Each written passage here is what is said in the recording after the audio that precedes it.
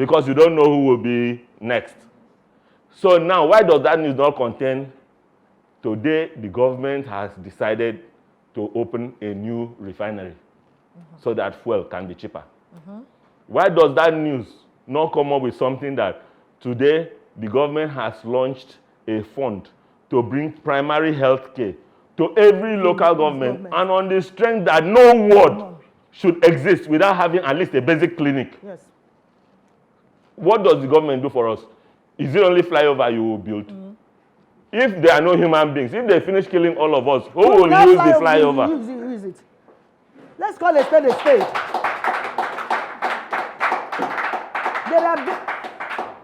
So there's a reason for us not to make this place a burial ground. As we sit today, we've discussed it, we've murmured it and all of that, but the government officials are still going out for medical tourism. And they go out there and get the surgery done by our children. It's so sad. Our children that they messed up in school here, who left this country, went and studied outside, excelled, and are working in teaching hospitals in the US and India. Yes. And you come for plastic surgery. And the person that is doing your plastic surgery, his name is Ogunlewe. And, sure it's in Nigeria. And they charge you dollars. A child whom you would have allowed to blossom here, that you try to kill his dream, and you make somebody graduate from medical school and come and be sewing clothes in Obalende because there's no hospital to work. Or driving Keke Marwa. Or driving Keke Marwa. Can you imagine? Then the education system as a whole too has to be reordered. Why do I say the education system has to be reordered? Somebody has to answer us. This thing you are studying, what are you coming out to be? What impact will it make? What impact will it make to the economy? You studied something, I'm not going to mention. You studied something, I want you to use your mind to ask yourself, this thing that you studied, if you come out and there's no work, can you open it? Oh. Can you create it? You studied international relations. I'm using that as an example so that nobody will say we talked about Nigeria. It is our country, we still love it, we have no other place than this. Exactly. So you go and study international relations and you don't have international passport. And you graduate. And you come and look for work in a bank. Is a bank an international place? And you start disturbing all your uncles that they can't give you work. So since you are very smart, you had first class in international relations, go and open your international now and relate with it. Because a child that studied mechanical engineering, if he does not find work, a formal job to do, he will open his workshop and get jobs and do it. And that way he has contributed to the economy because he will pay tax one way or the other. Exactly. He will rent space. But we are sitting down here today. We are just smiling. What's your child studying? He just did university. Studying what? To come out and become what? So at the end of the day, when that child is frustrated, they now come and sell one ideology to him. And then the next thing is development. These places that are being attacked have no NEPA, have no light. Why should it be that a country that had independence in 1960 is still struggling with lighting up spaces within the country? If you are still struggling with lighting up spaces within the country, there's a major problem because you already know that there is solar. How much money does that local government chairman receive that cannot light up the village? How much can we just cancel security votes? We've already given you policemen to guard you. So what do you need security votes for? So we cancel it and use it for community development. Huge amount of money for the security votes. Yes. That was just money meant for governors alone. We have to say it. So we have governors who have not opened one school in 2 terms of office, 8 years. They've not opened one new school. They've not even renovated the ones they came and met. They'll tell you they did one road. Road leading to where? It's not that if people are not educated, they'll be trekking on the road you did now. So you just change it from bush path to quota. Exactly. But for people that will trek. So there's a need to rediscuss this issue. Yes. And there's also a need to note, the problem is also not our children. No. Wonderful children, you brought them to this world, you owe them a duty to protect them. Yes. And we request nothing less. Thank you so much.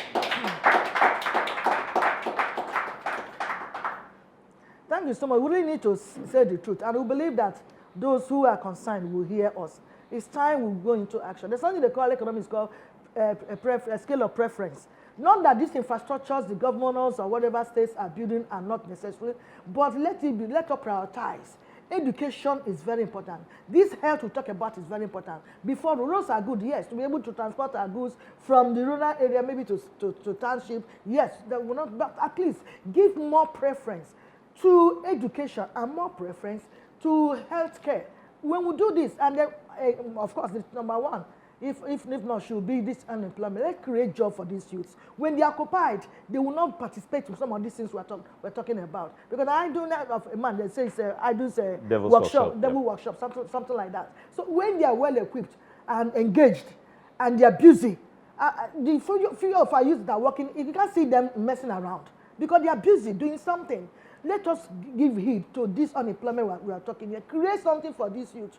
And this problem will be solved by the spiritual grace of God. We will surmount this kidnapping. We will be able to succeed. And this kidnapping will go into extinction in the name of Jesus. Yes, I say so because I'm a Christian. Yes. And I believe that God will help us. We'll take a break now. Enter session of question and answer. Vivid view, say and do it. My name is Adiyemi Temisope. With the wealth of education you've given about security measures and intervention, how can we encourage civic participation of youth in security education? My name is Richard. In calling the security personnel in kidnapping, how are we secured as an individual given information? My name is Israel Samuel. As an individual, what are the security protocols we have to follow? My name is Victor Daniels. In the area of the media, how would the media play a key role in enlightening the people in terms of being security conscious? Welcome back. A lot of questions has been asked by the audience, so I direct the questions to our guest for his response. Thank you very much. Those are very brilliant questions. I must commend you all. I'll take Temitokpe first. You asked how can we encourage civil participation in securing this country. Mm-hmm. It's very important. Now, the country is made up of us people. So the security is for us. What are we expected to do? Notify the authorities, take note of changes in your environment, be that which we call local knowledge. You know where things are, and when it changes, you know that there has been a change. So do people gather around that roundabout every 5 p.m.? If they don't, if people gather, make that call. As a civilian, as a citizen, you must have your DPO's number on your phone. He is there because of you. So you can make that call anytime. You must be able to have the phone number of your neighbor, because you can call him and ask him, I'm hearing sounds from your backyard. Is that you? Or your dogs are barking abnormally. Have you checked? Or even confirm, are you at home? Because you might not know that your neighbor had traveled and the house is being burgled. So security is everybody's business. So that's a very good question. So the government and everybody, word of mouth. Gary sells without advert. That's because we tell each other. Yeah. So word of mouth, tell your friends, broadcast it, share in your peer group, share in meetings, share in churches, share in mosques. Information that will help secure us. Everybody must have a number to call, because I know if I ask you, what's your father's phone number, you will just say it. Mm-hmm. But your father is not your policeman. Mm-hmm. Thank you very much. Okay. Then we now go to Richard. Richard, you asked a question about fear factor, and you centered it around witness protection. Right. Now, we are human beings. So that means we'll have people who still cannot live above board. But what do? We still live with them. We must work with this military. We must work with this police. If they betray us, we will still work with them. But I know that the elegant officers, right now, I'll give you an instance. If a policeman was told that police stations could be burned down, he wouldn't believe it. So right now, they know we are in this boat together. They will believe. So if it affects me, it can affect them. So nobody's going to sell out anybody anymore. There are not going to be any betrayals. Apart from that, the official thing to do is to call them. We don't have anybody else to call, because if there's an armed robber in your compound, would you call a pastor? You will not.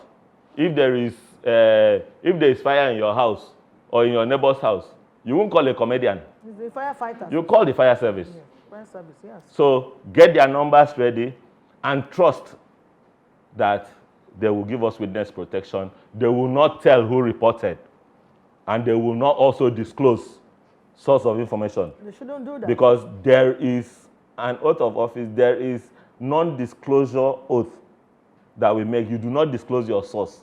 Because if you disclose your source, you'll miss that source. Because next time he has information, he's not going to share with you. So I'm using this opportunity to also share this with the authorities and with the agencies. Don't disclose your source. If it has worked today, it will work again tomorrow. Exactly.